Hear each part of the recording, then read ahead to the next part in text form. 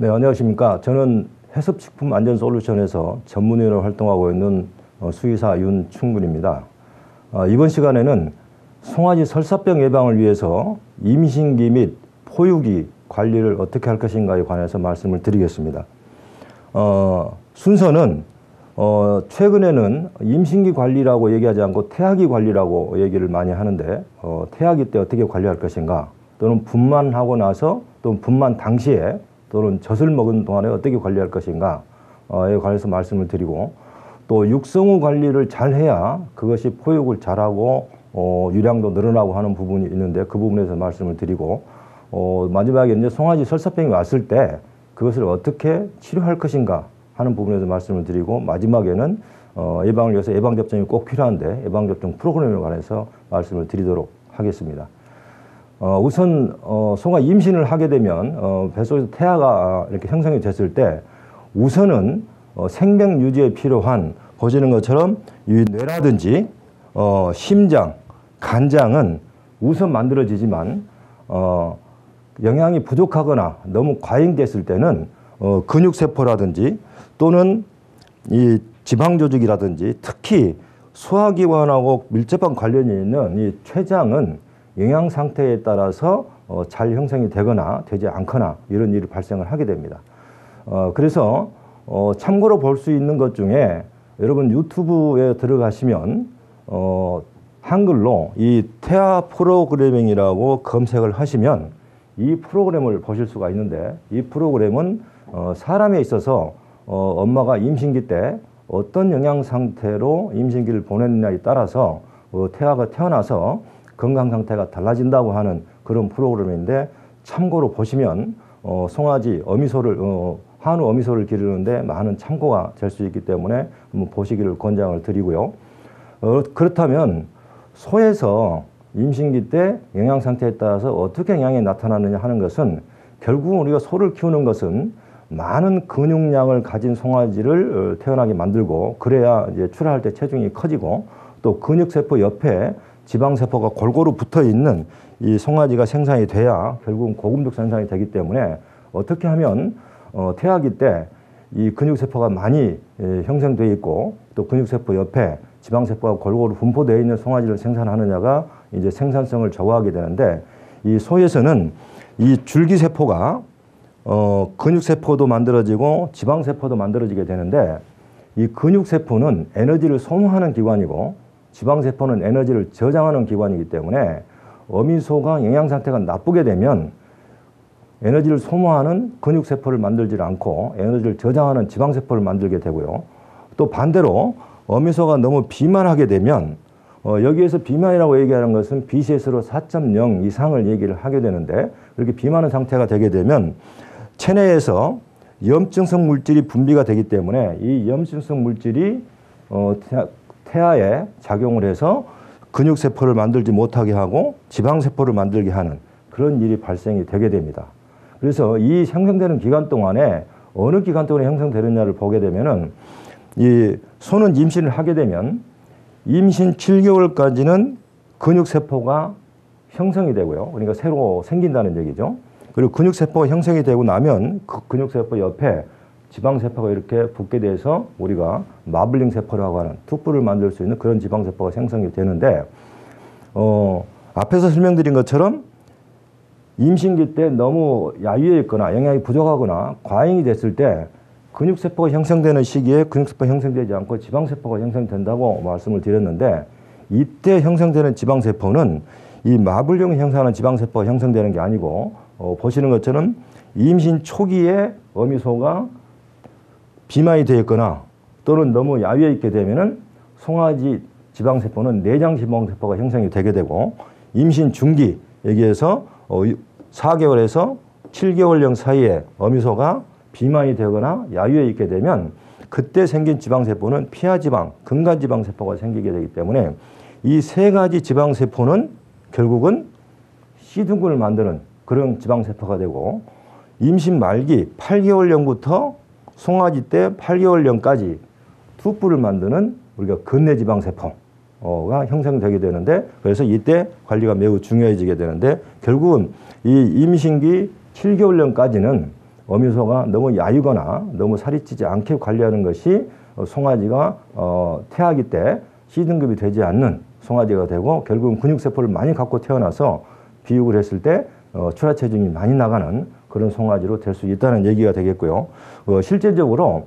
이것은 양을 가지고 실험한 내용이지만 임신하기 전부터 사료를 150%를 급여를 하고 정상적인 건 100%를 급여를 해서 했을 때 임신 중기인 임신 약 75일령에 태아를 인위적으로 수술을 해서 꺼내서 태아에 있는 근육세포를 사진을 찍어보게 되면 사료를 정상적으로 급여해서 살이 너무 마르거나 살이 찌지 않는 양에서 나온 그런 새끼는 이 근육세포 크기도 크고 숫자도 많지만 사료를 많이 먹여서 BCS가 높은 그런 어미 양에서 꺼낸 송아지는 근육세포 숫자도 적지만 크기도 적고 하얀 지방세포가 많기 때문에 결국은 만약에 송아지가 이렇게 태어난다 그러면은 비육을 했을 때 C등급으로 빠지는 그런 결과를 가져올 수가 있고요. 특히나 송아지는 이제 시기에 따라 임신 시기에 따라서 각각 기관의 형성 시기가 다른데 임신 초기에 83일 동안 영양이 부족하게 되면 특히 그 송아지는 폐나 기관지가 형성이 되지 않기 때문에 나중에 태어나서 잘 크지 않게 되고 호흡기에 잘 감염이 되는 그런 송아지가 되겠고요. 특히 암송아지의 경우에는 이때 난소가 형성이 되게 되는데 이 난소의 중량이 적어지고 하기 때문에 이게 나중에 태어나서 번식기에 들어가서 발정이 잘 오지 않거나 또는 수정이 잘 되지 않거나 그런 송아지가 되게 되고요. 그리고 특히 임신 중기라고 하는 4개월에서 7개월 사이에 영양이 부족하게 되면 그때도 마찬가지로 난소의 무게라든지 이런 것들이 형성이 되지 않기 때문에 나중에 태어나서 이 번식장애가 일어난다든지 수태가 잘 안 이루어진다든지 그런 일이 발생을 하게 되고요. 그리고 이제 송아지는 앞에 슬라이드에서 봤던 것처럼 임신 7개월령까지는 근육세포가 형성되는 시기, 새로 생겨나는 시기이기 때문에 체중이 나가지는 않습니다. 그래서 태어날 때 35kg로 태어나는 송아지라 할지라도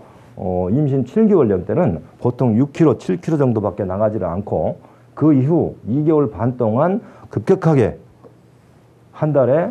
10kg 내지 15kg씩 송아지가 성장을 해서 태어나는 시기이기 때문에 임신 후는 임신 7개월까지의 관리와 임신 7개월 이후의 관리가 달라져야 되는 것이고 하는 일이 달라지는 것이기 때문에 이걸 우리가 얘기해서 임신 말기 돋아먹이기 기간 이렇게 얘기를 하고 있습니다. 그래서 그런데 최근에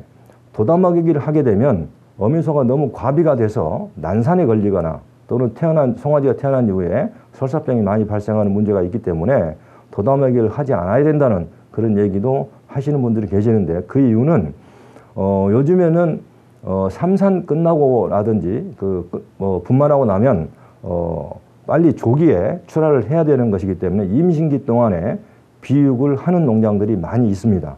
그런 농장에서는 이미 임신 7개월령 때 BCS가 3.5 이상 되어 있기 때문에 그런 상태에서 돋아먹이를 하게 되면 임신 말기 때 너무 과비가 돼서 송아지가 난산에 걸린다든지 또는 분만하고 나서 설사병이 발생한다든지 하는 문제가 발생되기 때문에 임신 7개월령 때가 BCS 3.0이나 3.5 이하인 개체에서는 돋아먹이기를 해야 되지만 이미 분만 시 BCS인 3.5 상태로 되어 있다고 하면 유지를 하거나 또는 그 상태로 분만이 유지가 될수록 더 이상 과비가 되지 않도록 하고 만약에 4.0이나 4.5 이상이 될 정도 과비가 되어 있는 상황이라 그러면 오히려 사료를 감량급여를 해서 임신 분만 때 3.5 정도 상태에서 분만할 수 있도록 관리하는 것이 임신 말기 2개월 관리의 기본 포인트인데 결국은 임신 7개월령 때 BCS에 따라서 돋아먹이를 할 것인지 또는 돋아먹이기 양도 10%만 이상 10%만 증량급여 할 것인지 또는 20%를 증량급여 할 것인지를 결정을 해야 되고 이와 같은 상황을 점검할 수 있는 것 중에 하나가 중요한 부분이 있는데 소는 분만하고 나면 20일령에 발정이 한번 오는 것이 정상적인 생리주기인데 20일령에 분만하고 나서 20일령에 발정이 오려고 하면 분만하기 60일 전부터 난포가 자라줘야 되는데 이때 난포가 자라줄 때 필요한 것은 비타민과 에너지가 필요한데 이 임신 말기 2개월 동안에 도다 먹이기에 문제가 있어서 비타민이 부족하거나 에너지가 부족하게 되면 이 난포가 자라지 않기 때문에 임신 분만하고 나서 30일 이내에 발정이 오지 않게 됩니다. 그래서 임신 말기를 우리가 잘 관리하고 있느냐 안 하고 있느냐를 판단하는 기준으로 분만하고 나서 30일 이내에 발정 오는 두수의 비율이 80% 이상이 되게 되면 임신 말기 관리를 잘 하고 있다. 그래서 다른 것을 변경할 필요가 없는 것인데 만약에 발정 발현율이 50% 미만이다 또는 30% 미만이다 하게 되면 비타민이 부족하거나 에너지가 부족하거나 이렇게 해서 보충을 해줘야 되는데 최근에 한우 농장들은 에너지가 부족해서 사료를 적게 먹여서 문제가 되는 농장들은 거의 없기 때문에 결국은 이 기간 동안에 비타민을 얼마나 잘 보충했는지에 따라서 임신 분만하고 나서 발정 발현율이 달라지게 되고 그것이 임신 말기 관리를 개선하는 데 중요한 포인트로 작용을 하게 됩니다. 그리고 특히 더 중요한 게 분만할 때 체중이 큰 송아지일수록 설사의 발병률이 줄어듭니다. 보시는 것처럼. 그리고 또 분만 때 체중이 클수록 출하 체중은 더 늘어나게 되어 있습니다. 그래서 분만할 때 체중이 1kg 차이 날 때 출하 체중은 25kg 정도 차이 나는 걸로 통계상으로 나와 있기 때문에 분만 말기 때 송아지가 성장을 할 때 사료를 충분하게 급여를 해서 송아지가 충분하게 발육이 돼서 분만할 수 있도록 이렇게 관리하는 게 매우 중요하겠고요. 또 임신 말기에 크게 암소에서 변하는 것이 1개월 전부터 비타민 A, 비타민 E, 베타카로틴 이런 함량들이 급격하게 감소를 하게 됩니다. 그 원인은 이때 송아지가 급격하게 성장을 하기 때문에 비타민이 많이 필요하고 또 특히 임신 말기가 되어 갈수록 초유를 생산해야 되기 때문에 초유 속으로 비타민을 많이 집어넣고 또 비타민 함량이 높은 초유를 먹은 송아지들이 질병이 적게 감염이 되고 건강하게 자라기 때문에 이렇게 송아지를 키우기 위해서 비타민 함량이 쭉 떨어지게 되고 이 굵은 선처럼 주사를 해준 그룹에서는 좀 적게 떨어지면 빨리 올라가고 주사를 해주지 않아도 않게 되면 훨씬 많이 떨어져서 늦게 올라가게 되는데 결국은 주사를 해줘도 결국은 송아지에게 많은 비타민을 전가를 시키기 때문에 그런 송아지 건강과 직접적으로 관련이 된다는 얘기고 이 설사하는 송아지하고 하지 않는 송아지하고 비타민의 함량을 조사를 해보게 되면 설사하지 않는 송아지가 훨씬 비타민 함량이 높습니다. 그래서 송아지가 태어날 때 비타민을 많이 갖고 태어나게 만드는 것이 송아지 설사병을 예방하는데 상당히 중요한 역할을 하게 되고요. 실제로 분만하기 2달 전에 또는 1개월 전에 비타민제를 투여를 해서 그 송아지가 태어나자마자 비타민 함량이 어떻게 가지고 있느냐를 비교를 해보게 되면 주사를 한 그룹에서는 초유를 먹기 전에도 비타민이 굉장히 높게 나타나기 때문에 태반을 통해서도 비타민이 전달되고 있고 또 초유를 섭취한 이후에 2일째 이게 측정을 해도 비타민을 투여한 어미소에서 태어난 송아지가 그 초유를 먹고 비타민 함량이 굉장히 높게 되는 것을 볼 수가 있기 때문에 결국 초유를 통해서도 비타민이 많이 전달이 된다는 얘기가 되겠고요. 그래서 이때 비타민을 투여하는 양은 한우에서는 비타민 A를 기준으로 150만 IU를 투여를 하면 되는데 제품에 따라서 1ml에 30만이 들어있는 게 있고 1ml에 50만이 들어있는 약품이 있기 때문에 그 성분을 봐서 30만이 들어있는 제제는 5ml를 놔줘야 될 것이고 50만이 들어있는 제제는 3ml만 놔주면 되는 것이고요. 그래서 비타민을 넣게 되면 초유의 색이 이렇게 진해지게 됩니다. 그래서 초유의 색이 진해질수록 면역물질 함량과 비타민 함량이 높다고 보시면 됩니다. 그래서 과거에 우리가 풀을 뜯어서 파란 풀을 소에게 급여할 때 보게 되면 특히 요즘에도 방목을 하는 어미소에서 초유를 짜보면은 굉장히 진하게 초유가 생산이 되지만 요즘처럼 농장에서 볏짚을 위주로 키운다든지 또는 애니어를 위주로 키운다든지 하는 데서는 초유의 색깔이 이 정도 나오면서 브릭스를 재보게 되면 브릭스의 농도가 낮게 나오는 그래서 한우는 초유를 짰을 때 이 과수원에서 당도계라고 하는 그 브릭스를 재는 기계로 재보게 되면 25 정도가 나오게 되고 25가 나오게 되면은 1리터 속에 면역 글로불 함량이 100g이 들어있는 것이기 때문에 젖소보다는 거의 배 이상의 함량이 들어있어서 매우 면역 물질을 전달하는 데 매우 중요한 역할을 하기 때문에 분만 전에 비타민제를 한번 투여해 주게 되면은 초유의 질도 좋아지고 송아지도 건강이 좋아진다는 그런 것을 꼭 염두에 두시고 실천해 보시길 바라고요. 또 하나는 임신 말기 동안에 흉선이 발달하게 되는데 이 흉선은 골수에서 백혈구를 만들어주면 그것을 면역세포로 전환해주는 기관이기 때문에 흉선이 얼마나 크느냐에 따라서 허약송아지가 되느냐 건강한 송아지가 되느냐를 판가름하게 되기 때문에 이때 흉선을 크게 만들어서 태어나게 하는 것이 중요한데 이 흉선은 임신 말기 2개월 동안 자라게 되고 이때 필요한 것은 단백질이 이 흉선을 크게 만들기 때문에 단백질을 추가 급여하게 되면 이 흉선이 이와 같이 크게 형성이 되면서 밖에서 손으로 목을 만져봤을 때 이렇게 목이 두껍게 만져지고 흉선이 적은 송아지는 이렇게 목이 얇게 만들어져서 결국은 우리가 얘기하는 목이 두꺼운 송아지들이 건강하게 자란다 하는 얘기들이 이것 때문에 그렇습니다. 그래서 실제로 단백질을 추가 급여해가지고 흉선을 크게 만들어 놓게 되면 이와 같이 크게 되고 색깔도 붉어지게 되고 질병도 훨씬 적게 걸리게 되고요. 그래서 이렇게 하는 방법들은 뭐 알팔파를 이렇게 0.5kg씩 급여하는 방법도 있고 또는 이 단백질을 우리가 얘기하는 지금 현재 대두박이라고 하는 것들을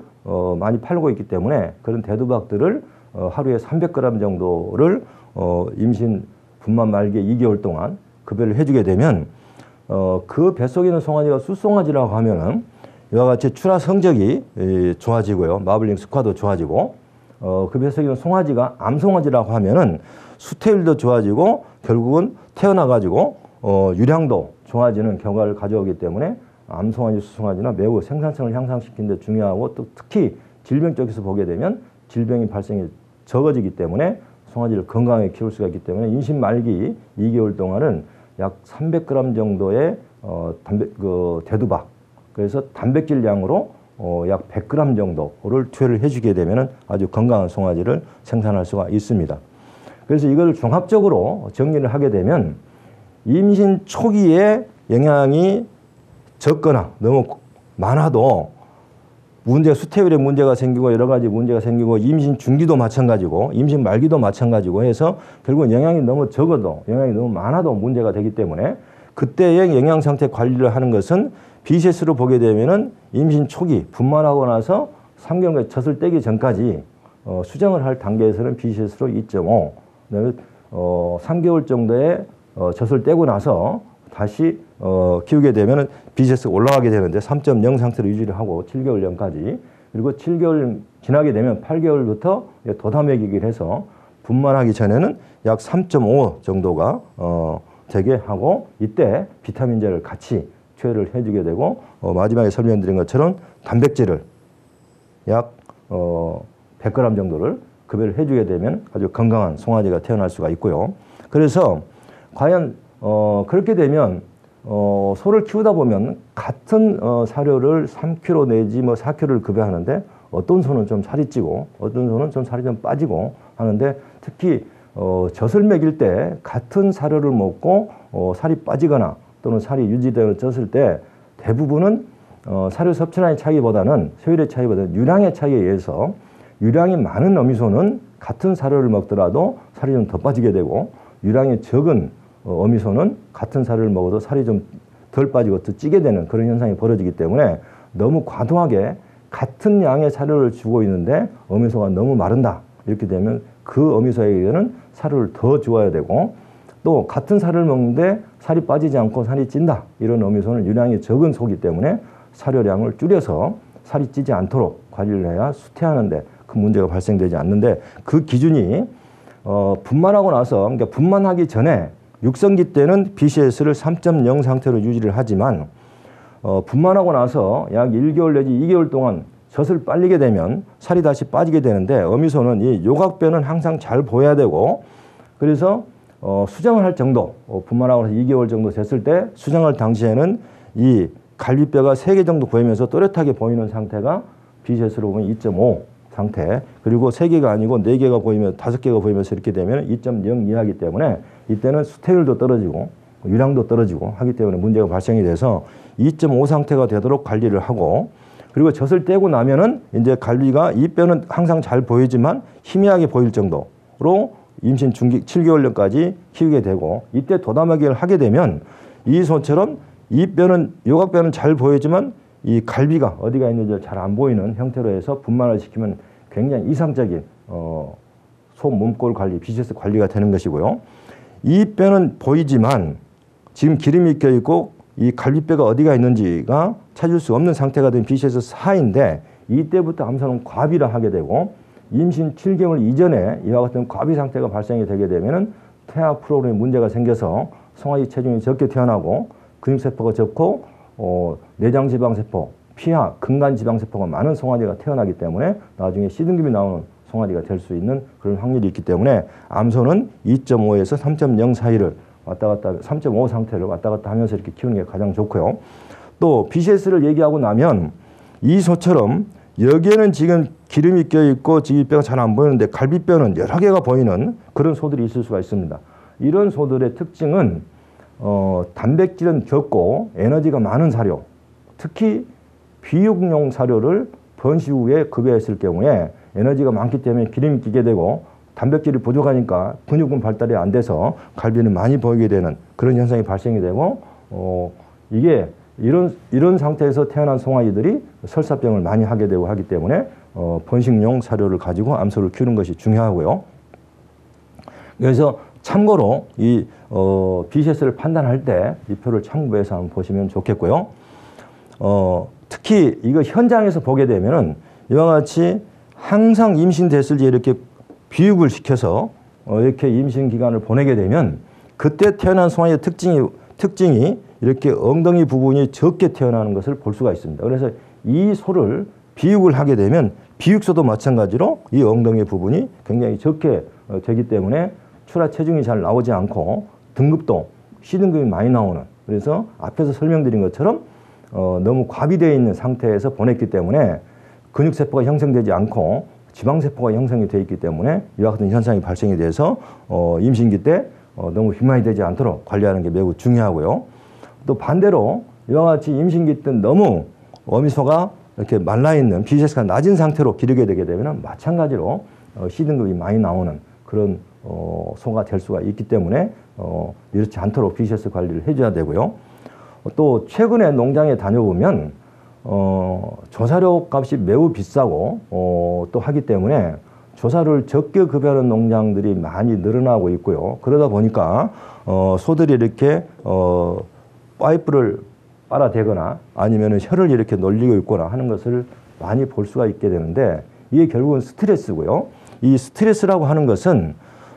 가장 소에게 큰 스트레스를 주는 게 이 배고픔이고 그 다음에 비타민이나 미네랄 부족 이런 거에서 발생이 될 수가 있고요. 또는 뭐 질병 상태에 있을 때도 마찬가지로 스트레스이기 때문에 이런 현상이 발생될 수가 있고 또 하나는 우사가 너무 덥거나 너무 춥거나 이렇게 돼도 이런 스트레스 때문에 소들이 혀를 놀리거나 이런 현상이 발생될 수가 있습니다. 그리고 너무 냄새가 심하게 나도 그렇고요. 그리고 또 사료를 마음껏 급여하고 또 환경이 좋고 자유급식을 하는데도 이런 현상들이 가끔 그 우군에서 한두 마리가 발생될 수가 있는데 소는 15도 이상의 우군이 형성이 되게 되면 왕따를 하나 만들어서 그 소를 모든 소들이 괴롭히기 때문에 그 소가 스트레스를 받아서 한쪽에서 혀를 내두르는 그런 일이 발생을 하고요. 또 우군이 형성이 되게 되면 서열을 결정하게 되는데 그 중에서 서열이 낮은 소가 스트레스를 받기 때문에 마찬가지로 스트레스를 받아서 혀를 놀리게 되고 특히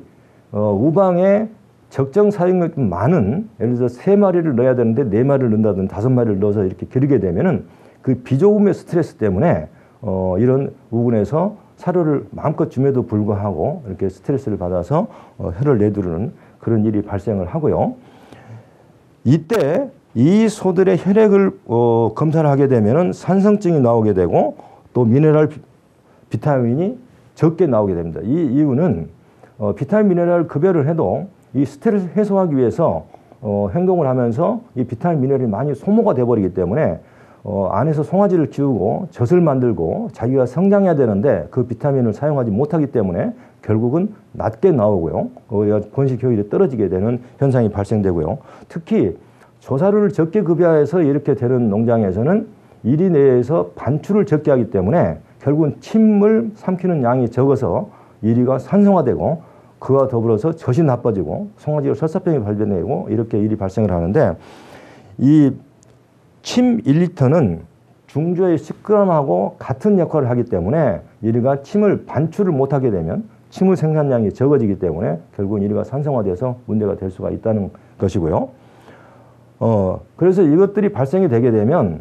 결국은 스트레스가 발생이 되면 이 혈관이 좁아지는 것이 이제 가장 큰 장애입니다. 그래서 임신기 동안에 태아로 가는 이 혈관이 좁아지게 되면 결국은 태아에 가는 영양소가 적어지기 때문에 결국 송아지가 발육을 못하게 되고 아까 앞에 설명드린 것처럼 C등급이 되는 송아지가 생산될 가능성이 높아지고요. 특히 분만할 때까지 어미소가 심하게 스트레스를 받아서 스트레스 호르몬이 높게 형성된 어미소에서 태어난 송아지들은 그렇지 않은 어미소에 비해서 같은 초유를 먹었을 때 초유 흡수율이 3분의 1 정도로 떨어지기 때문에 초유를 잘 먹여놔도 일주일이나 10일 때 송아지 설사병이 발병하는 그런 일이 발생할 수가 있기 때문에 어미소가 스트레스를 받지 않는 상태에서 임신 기간을 보내고 분만을 하는 것이 매우 송아지 건강에 중요합니다. 그리고 분만할 때 스트레스를 받게 되면 옥시토신 분비가 되지 않기 때문에 분만이 늦어지게 되고 또 옥시토신 분비가 안 되면은 젖이 불지 않기 때문에 분만하고 나서 젖을 잘 주지 않으려고 하는 그런 어미소들이 발생되게 됩니다. 그리고 스트레스가 관여가 되고요. 특히 젖을 빨리는 기간 동안에 그런 스트레스를 받게 되면 우선은 유방으로 가는 혈관이 좁아지기 때문에 유량이 적어져서 송아지들이 자꾸 다른 것을 먹게 되고 송아지 발육이 안 되게 되고 그래서 나중에 3, 4개월 정도 됐을 때 털이나 이런 것들이 위에서 뭉쳐서 장이 막혀서 송아지가 폐사하는 경우도 발생을 하고 송아지 발육이 안 되는 그런 일이 발생할 수가 있고요. 특히 유량이 적기 때문에 송아지가 어미소의 젖을 자꾸 빨게 됩니다. 그래서 보통은 하루에 3번에서 4번 정도 젖을 먹는 게 한우 송아지의 습성인데 5번, 6번 이렇게 송아지가 젖을 먹게 되면 그 젖을 먹을 때마다 젖꼭지를 자극하게 되면 젖을 많이 나오게 하는 호르몬도 분비가 되지만 발정을 오지 않게 하는 그런 호르몬도 같이 분비가 되기 때문에 발정이 잘 안 오게 되고 분만하고 나서 또 발정이 왔다 하더라도 배란이 잘 되지 않기 때문에 수정을 해도 수태가 잘 되지 않는 그런 일이 발생을 하기 때문에 분만한 유량은 굉장히 중요하고 이 스트레스를 받게 되면 유량이 줄어들면서 여러 가지 문제가 발생이 돼서 결국은 번식장애까지 발생을 하고 송아지 설사병이 늘어나게 되고 특히 암소의 경우에는 숫소도 마찬가지로 앉아있는 시간이 많을수록 등심이 커지지만 암소에 있어서는 앉아있는 시간대 자궁이나 유방이나 쪽으로 가는 혈액량이 20%가 증가하기 때문에 결국은 젖을 먹이는 기간 동안은 유량이 20% 늘어나게 되고 임신기 동안에는 태아가 그만큼 발육을 더 할 수가 있기 때문에 앉아 있어야 되는데 그러니까 조사료가 부족해서 배가 고플 때는 또 스트레스가 많을 때는 서 있는 시간이 늘어나기 때문에 결국은 뱃속에 있는 송아지가 덜 자라게 되고 또 유량이 줄어들어서 분만하고 나서도 송아지가 적게 자라서 이렇게 영양이 불량하기 때문에 고음파성 피부병도 생기고 하는 문제가 발생되기 때문에 스트레스를 받지 않도록 관리하는 것이 매우 중요하고 특히 그 스트레스를 받아버리게 되면 비타민이나 미네랄이 엉뚱한 대로 사용이 되기 때문에 이것이 크게 영향을 미치는 것이 분만하고 나서 재발률에 큰 영향을 미치게 됩니다. 그래서 결국은 분만하고 나서 80일 이내에 수정을 맞춰줘야 1년에 한 마리씩 송아지를 생산할 수가 있는데, 스트레스가 많은 농장에서는 이 40일 이전에 발정 오는 두수가 너무 적고 대부분 80일 넘어서 발정이 오기 때문에 1년에 한 번 송아지를 생산할 수가 없고요. 특히 중요한 문제는 수정을 하고 나서 재발이 수정이 안 됐으면은 20일을 전후로 해서 뭐 20일에 오든 22일에 오든 20일을 전후로 해서 발정이 와서 재수정을 해야 되는데, 이렇게 스트레스가 많은 농장에서의 그 재발 기간을 보게 되면 30일경에 또는 40일경에 50일경에 또는 80일, 110일경 또는 150일경 이때 재발이 오는, 발정 탐지기를 달았음에도 불구하고 재발이 오는 농장들이 많고요. 또 그런 소들이 많이 늘어나게 됩니다. 스트레스가 많은 농장에서는. 그 이유는 수정이 됐다 하더라도 자궁에 와서 착상하는 기간인데, 보통 수정이 돼서 수정란이 자궁에 도착하는 시간이 약 일주일 정도 걸리게 되는데, 수정란이 수정이 돼가지고 난관에서는 오다가 자궁에 와가지고 착상을 못하고 죽어버리는 겁니다. 그렇기 때문에 발정 기간이 30일, 35일로 이렇게 주기가 되고요. 또 그 이후에 발정해 오는 소들은 착상이 돼 있다가 송아지가 죽어버리는 겁니다. 그런데 60일 이전에 태아는 우리가 태아라고 부르지 않고 배아라고 부르게 되는데, 결국은 그때는 태아로서의 기능을 못하고 생명 유지가 불가능하기 때문에 그런 얘기를 하고요. 특히나 60일 이전에 송아지가 죽게 되면 그것은 밖으로 배출되지 않고 몸속에서 다 흡수가 되어버립니다. 그렇기 때문에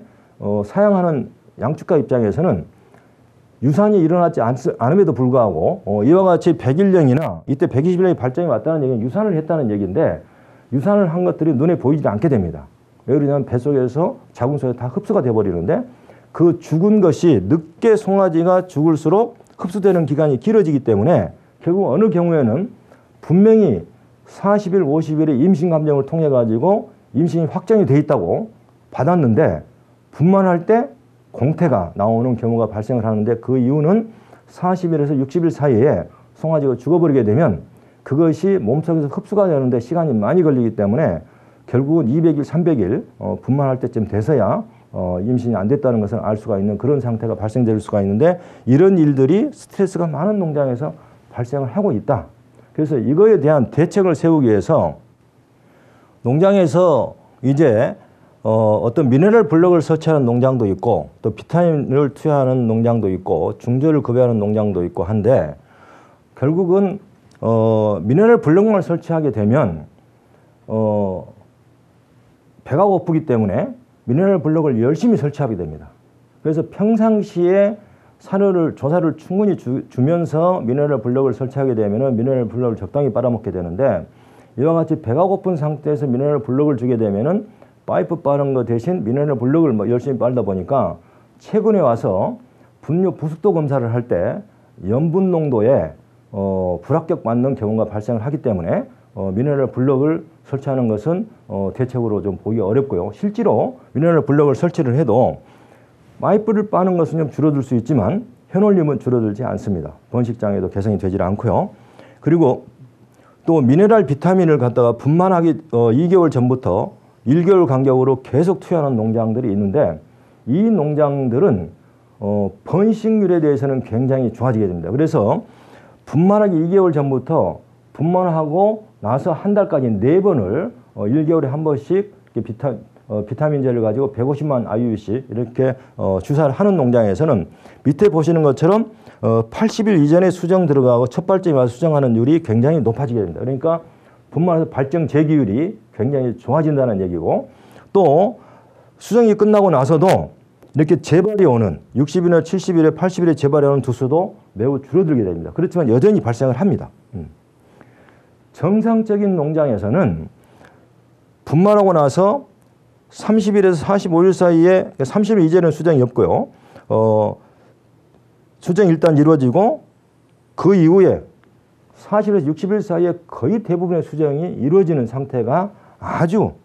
이상적이고 정상적인 농장의 분만하고 발정 패턴입니다. 그리고 이 분만하고 재발이 올 때 그 재발이 늦게 오지 않고 이때 20일을 전후로 해서 재발이 와가지고 수정이 이루어지는 그런 형태가 발생이 되는 농장이 돼야 되는데 비타민을 투여하게 되면 그런 것들은 좀 도움이 됩니다. 거진병도 감소를 하고요.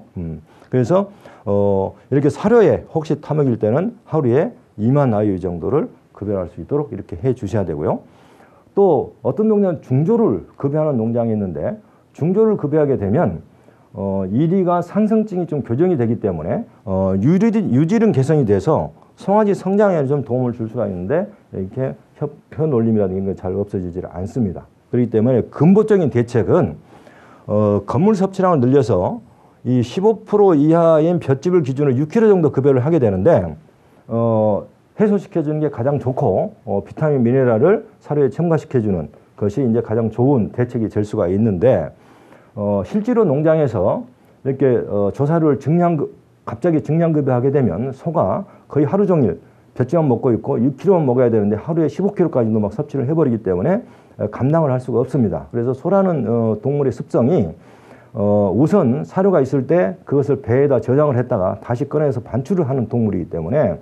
이것이 습관으로 돼서 한꺼번에 많이 먹게 됩니다. 그래서 이것을 없애주려고 그러면은 조금씩 조사료 증량을 해서 남길 정도로 그래서 보통 이것이 조사료만 계속 먹지 않게 하는 습성을 숙달을 시키는데 보통 3주에서 6주 정도가 걸리게 돼서 그 기간에 걸쳐서 서서히 늘려주게 되면 어느 순간부터 조사료를 남기게 됩니다. 그렇게 되면 적당량을 급여를 하고 있고 그 정도 급여를 해주시면 되겠습니다. 그래서 실제로 조사료를 많이 급여해주게 되면은 같이 유지방을 생산하는 물질이 많이 생산이 되기 때문에 유질이 좋아지게 되고 송아지가 건강해지게 되는 겁니다. 그리고 이제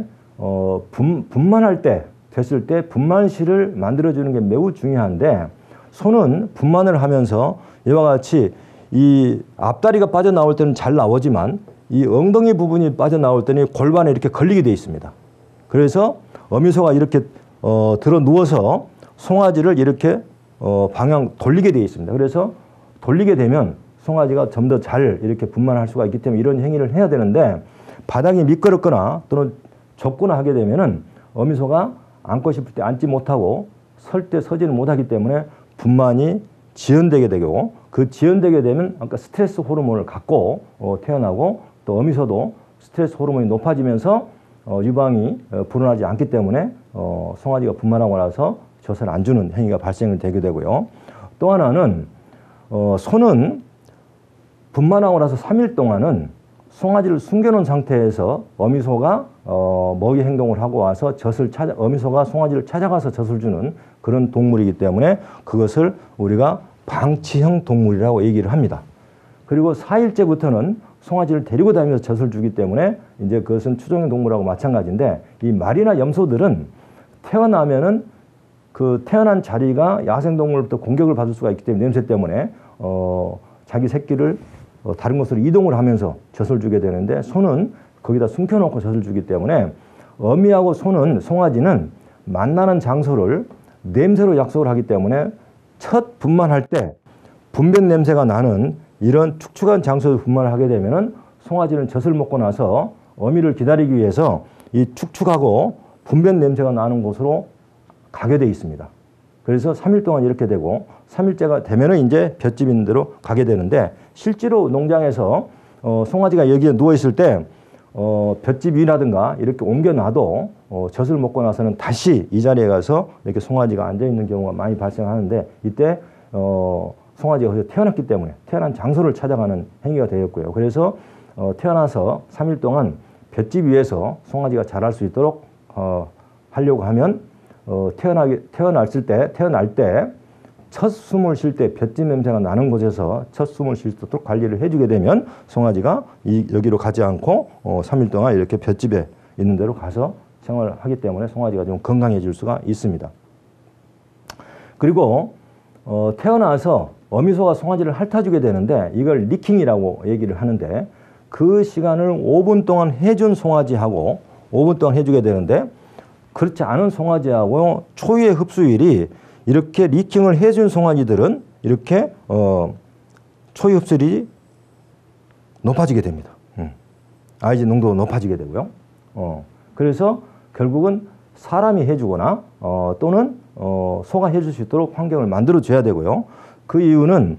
이 송아지는 태어날 때 자기 체중의 5% 정도의 양수를 먹고 태어나게 되는데 이 배를 열심히 마사지를 해주면서 양수가 빨리 빠져나가게 되고 양수가 빠져나가야 초유를 먹게 되고 또 초유는 빨리 먹어야 초유 흡수율이 높아지기 때문에 그와 같이 초유 흡수율이 높아지게 되고 송아지가 건강해지는 그런 일들을 하기 때문에 꼭 이 리킹이 이루어질수록 관리를 해주셔야 맞고요. 또하나 이제 가장 우리가 소를 키우면서 어려운 점이 새끼 낳고 나서 젖을 안 주는 그런 상태가 발생이 되게 되는데 조금 전에 설명드린 것처럼 옥시토신이 분비가 안 되기 때문에 젖이 불지 않아서 젖을 안 주는 경우가 대부분인데 그 옥시토신 분비가 안 되는 경우는 이거 송아지가 분만을 어미소가 분만할 때 보게 되면 송아지가 이렇게 나왔다가 다시 들어갔다 가면서 이렇게 분만을 하게 되는데 그때 자궁 경관을 마사지하게 되고 그 자궁 경관을 마사지할 때 옥시토신이 분비가 되기 때문에 유방이 잘 불어서 젖을 주게 되는데 그렇지 않고 경관을 마사지하는 그러니까 빨리 송아지를 잡아 꺼낸다든지 또는 제왕절개를 한다든지 하게 되면 그 경관을 마사지하는 시간이 짧아지기 때문에 옥시토신 분비량이 적어서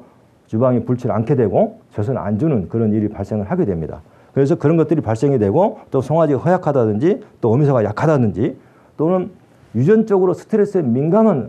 소가 있습니다. 그런 소들은 송아지가 태어나게 되면 적으로 생각하기 때문에 어미소 자체가 스트레스를 받아서 옥시토신 분비가 안 되는 그런 상황이기 때문에 그 소들은 유전적으로 문제가 되는 것이고 그래서 보통 우리 어르신들께서 소를 오랫동안 길러주신 분들께서 얘기하는 것이 엄마가 젖을 안 줬던 어미소에서 태어난 암송아지는 그 암송아지가 다시 새끼를 낳아도 젖을 안 주는 암송아지가 되는 확률이 높다 하는데 그것이 맞는 이야기입니다. 이것은 유전이 됩니다. 그래서 그 어미소가 송아지를 잘 보살펴 줄 수 있도록 관리하는 것이 매우 중요하고 그래서 그런 스트레스를 받지 않도록 관리를 하고 평상시에 영양관리를 잘 해주는 게 매우 중요하고요. 그리고 이때 그것을 처치하기 위해서 가장 중요한 게 젖이 불어야 젖을 주기 때문에 젖을 붉게 만들어주는 것이 뭐냐면 마사지입니다. 가장 좋고요.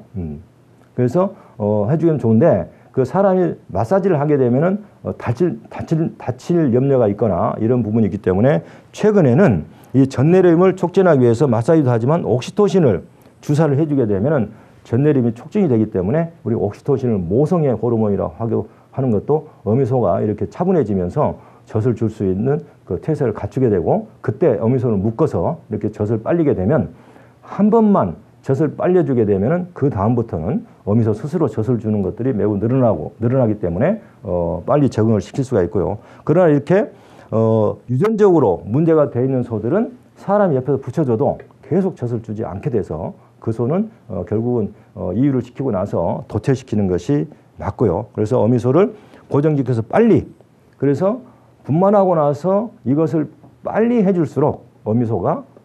자연 포유를 할 수 있는 확률이 늘어나기 때문에 그렇게 해주는 게 좋고요. 최근에 유튜브에 들어가시면 우는 소라고 검색을 하시면 이와 같은 프로그램이 뜨는데 이게 4분짜리인데요. 이걸 하게 되면 우리나라는 아쟁 같은 소리가 나고 이게 이제 마두금, 머리가 말처럼 생겼다 그래서 마두금이라고 얘기하는데 몽고에서 쓰는 악기입니다. 이런 소리를 들려주게 되면 암소들이 굉장히 차분해지면서 젖을 잘 주려고 하는 상태가 발생되기 때문에 이것도 한번 활용을 해 주시면 좋겠고요. 그리고 분만하고 나서 이렇게 소를 거꾸로 매달느냐 안 매달느냐 하는 것들은 여러 가지 논란이 있습니다. 해주는 게 좋다? 안 해주는 게 좋다. 그렇지만 이 기준은 태어나가지고 2분 이내에 머리를 들고 호흡을 하지 않으면 매달아 주는 것이 훨씬 도움을 줍니다. 왜 그러냐면 뇌로 거꾸로 매달게 되면 뇌로 혈액이 집중이 되기 때문에 송아지가 빨리 의식이 깨어나게 되고요. 이때 이제 안 하게 되면 인공호흡을 할 수도 있고 배꼽 소독할 수도 있고 그래서 이것을 기도하고 이렇게 해서 A, B, C, D라고 표시를 합니다. 그래서 이 기준은 태어나서 2분 이내에 머리를 털고 일어나면서 이렇게 숨을 쉬고 하면은 구태여 이렇게 매달 필요는 없고요. 그렇지 않은 송아지에 대해서는 이렇게 도래를 형성해서 이렇게 매달아 놓으면 좋습니다. 그래서 과거에는 이렇게 송아지가 크지 않기 때문에 그 우사 파이프에다 이렇게 걸치는 경우가 있습니다. 요새는 송아지가 굉장히 크게 태어나기 때문에 굉장히 힘들기도 하고 잘못하면 송아지가 이렇게 타격을 받기 때문에 가급적이면 이렇게 팔뼈가 걸치는 것은 권장드리지 않고요. 이렇게 도르래 같은 것을 준비했다가 사용하시는 걸 권장을 드립니다. 그래서 그렇지만 이렇게 해가지고 심하게 흔드는 것은 아직 장기가 고정이 잘 안 되어 있기 때문에 문제가 생길 수 있는 흔들지는 많고요. 이렇게 스무스하게 올려서 내려주는 쪽으로 하시면은 좋겠습니다. 그리고 이제 태어나서 그러니까 잘 호흡을 안 할 때 가장 호흡을 잘 촉시켜주는 방법이 우리가 인공호흡기를 쓰는 방법도 이렇게 있지만 마른 드나기로 이렇게 송아지를 마사지를 해주고 나서 콧구멍에다가 건초나 볏짚으로 콧구멍을 자극해주게 되면 재채기가 일어나면서 횡격막에 경련이 일어나기 때문에 호흡이 좀 촉진이 될 수가 있어서 이 방법도 상당히 좋은 방법이기 때문에 한번 사용해 보시기를 권장을 드리고요. 최근에 탯줄을 잘라서 어미소에 급여하는 농장들이 가끔 있는데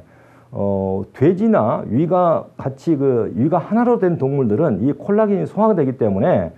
주면은 도움이 되지만 소는 반추위에서는 이와 같이 태를 먹이게 되면 70% 정도는 소화가 되지만 이 30%는 소화가 되지 않고 이 콜라겐이 남게 됩니다. 그래서 이게 그 상태로 크게 남게 되면 결국은 이리에 문제가 생겨서 나중에 수술하지 않으면 안 되는 그런 상황이 발생이 되고 이걸 또 잘라서 급여하더라도 반출을 한 이후에 이게 소화가 되지 않고 이리에 남아있다가 반출가 돼서 다시 넘어가더라도 제3위에서 이게 조그만 조각이 걸리게 되면 우리가 3위17라고 하는 것이 발생이 될 수가 있기 때문에 어미소가 폐사할 수가 있기 때문에 소에서는 탯줄을 먹지 않도록 관리하는 것이 중요한데 실제로 소에게 이 탯줄을 잘게 잘라서 먹였을 때 어떤 효과가 있는지를 조사를 해봤습니다. 그랬더니 먹는 양, 체중, 유량, 유성분에 아무 변화가 없기 때문에 소에서는 먹일 필요가 없다. 그래서 가급적 먹지 않도록 관리해 주는 것이 중요하다 하는 말씀을 드리고 싶고요. 또 송아지가 태어나면 특히 11년 이내에 설사가 많이 발생하는 농장에서는 첫 젖을 빨기 전에 초유를 먹기 전에 젖꼭지를 이 소독약 베타진을 가지고 10대 1로 희석을 해서 그것을 뿌려주는 겁니다. 그래서 우리 생수병을 사가지고 생수를 위에 부분을 약간 10분의 1 정도를 버리고 그만큼 베타진이나 소독약을 거기다 타게 되면 9대 1로 희석이 되기 때문에 그걸 가지고 이와 같이 사람이 이렇게 닦아주고 하게 되면 가장 좋은 방법이지만 다치거나 할 수 있는 위험이 있기 때문에 이렇게 스프레이를 가지고 어미소가 송아지를 빨아주고 있을 때 이렇게 젖꼭지에다가 뿌려준다든지 아니면 이 물총을 사가지고 멀리서 젖꼭지에다가 이렇게 뿌려주게 되면 보통 1시간이나 2시간 있다 초유를 먹기 때문에 이 소독약이 다 날아가고 또 나머지가 붙어있다 하더라도 송아지가 먹어도 관계가 없는 것이기 때문에 해주게 되면 설사병이 3분의 1로 줄게 됩니다. 그 이유는 24시간 동안은 여러분이 아시는 것처럼 이렇게 장이 열려 있어서 면역물질도 흡수가 되고 또 세균도 흡수가 되는 것이 일반적이기 때문에 이 기간 동안에 면역물질도 흡수가 되고 세균도 흡수가 되는데 24시간이 지나면은 이게 닫히게 돼서 다 흡수가 되지 않습니다. 영양물질 흡수가 되고 면역물질 흡수가 되지 않습니다. 그런데 초유를 먹기 전에 24시간 이전에 세균이 묻어있는 또 세균이 들어있는 젖을 먹게 되면 그 열려있는 문으로 세균이 먼저 들어가게 되면 그 문을 닫아서 이 면역물질이 들어오지 못하게 하기 때문에 결국은 초유가 흡수가 되질 않습니다. 그리고 초유가 먼저 들어가서 면역물질들이 들어가서 자리를 잡아놓고 있게 되면은 세균이 들어와도 침투가 못 되도록 막아주기 때문에 결국은 3일이나 5일령 또는 7일령에 설사 오는 것을 막을 수가 있기 때문에 그 첫 젖을 먹을 때 한 번 젖꼭지를 소독해 주는 것이 매우 중요한 일이 되고요. 특히 이런 원리 때문에 24시간 동안은 이 장폐쇄가 발생하는 24시간 동안은 생민제를 인위적으로 먹이지 않는 게 좋습니다. 그래서 초유에는 생민제를 타지 않는 게 매우 중요하고요. 그래서 실제로 젖소에서는 초유를 짜서 소독을 해서 초유를 먹였을 때와 그렇지 않고 세균이 좀 있는 상태로 초유를 먹였을 때 초유 흡수율이 10% 이상 차이 나는 것을 이게 화학적으로 증명이 되어 있고요. 그렇기 때문에 초유를 먹기 전에 한번 이게 초유 그 젖꼭지를 소독해 주는 것이 매우 중요한 역할을 한다는, 설사 예방에 중요한 역할을 한다는 것이고요. 그러나 요즘에 우리가 아이지 드링크라든지 그 짜서 10ml나 20ml짜리 짜서 먹이는 그 설사 예방 보조제가 있습니다. 거기에도 생긴제가 들어있는데 거기에 들어있는 양은 그 양이 100만 이하로 들어있기 때문에 그 정도는 우리가 먹여도 큰 문제가 없어서 그 드링크에 들어있는 것은 먹이는 것이 좋습니다. 그리고 초유를 먹이는 시간은 빨리 먹여줄수록 초유 흡수율은 높아지는 겁니다. 이렇게. 그렇지만 너무 빨리 급여하기 위해서 급여하다 보면은 무슨 문제가 발생하게 되냐면은 양수를 자기 체중의 5% 정도를 먹고 태어났는데 이 양수가 빠져나간 상태에서 초유를 먹이게 되면 초유가 잘 이렇게 소화가 되고 영양분이 흡수가 되지만 양수가 있는 상태에서 강제로 초유를 먹이게 되면 이와 같이 초유가 소화가 안 되기 때문에 이게 설사로 바로 이어지게 돼서 2, 3일령에 설사를 발병할 수 있게 됩니다. 그래서 이걸 확인하기 위해서 할 수 있는 방법이 우선 태어나서 이 송아지가 초유를 먹을 수 있는 준비가 되어 있느냐 안 되어 있느냐를 확인하는 방법 중에 가장 좋은 방법이 손가락을 송아지 입속에 넣어보게 되면 일어서는 힘은 없더라도 손가락을 힘차게 빨게 되는데 손가락을 빤다는 얘기는 초유를 먹을 준비가 있기 때문에 그때는 어떤 방법이든지 초유를 먹여주는 것이 좋습니다. 그렇지만 그걸 거부하고 뱉으려고 하고 빨지 않는 경우에는 이미 초유를 먹을 수 있는 준비가 안 돼 있기 때문에 강제를 투여하는 것보다는 기다렸다가 2시간, 3시간, 4시간까지 해서 이때까지 6시간째까지 급여를 해도 80% 이상의 초유는 흡수할 수가, 면역물질 흡수가 할 수가 있기 때문에 충분한 시간을 기다려서 양수가 완전히 빠져나간 다음에 초유를 먹일 수 있도록 하는 게 좋겠고요. 그래서 최근에는 농장에서는 카테터를 가지고 이 양수를 제거하고 나서 초유를 먹여주는 농장도 늘어나고 있습니다. 그래서 그런 방법을 쓸 수 있긴 한데 일반 농장에서는 잘 쓰시지 않는 방법이기 때문에 기다렸다가 급여를 해도 6시간 이내에만 급여를 해주게 되면 초유 흡수가 80% 이상 이루어지기 때문에 큰 문제가 없다는 얘기고, 결국은 초유 급여량이 많을수록 이 송아지가 스스로 면역을 만드는 시기하고 초유로부터 면역 형성의 시기하고 갭이 줄게 되고, 초유 먹는 양이 적게 되면 이 기간이 길어지기 때문에 설사 발생률이 길어지기 때문에 초유는 빠른 시기에 많은 양을 먹여주는 것이 중요하고, 초유의 급여량은 한번 여러분이 참고로 해서 이렇게 30kg의 송아지가 태어났을 때 한 번에 먹여야 될 것이 50g짜리면은 이게 1.54L. 아까 IG 함량이 브릭스로 25 이상 돼서 100g 들어있는 초유라 그러면은 1리터 정도를 먹여주게 되면은 첫 번째 먹이는 초유량으로서는 충분하다고 생각을 할 수가 있습니다. 그리고 이제 이런 최근에 젖소에서는 그런 것을 많이 이용을 하게 되는데 초유를 먹이는 양에 따라서 송아지의 발육과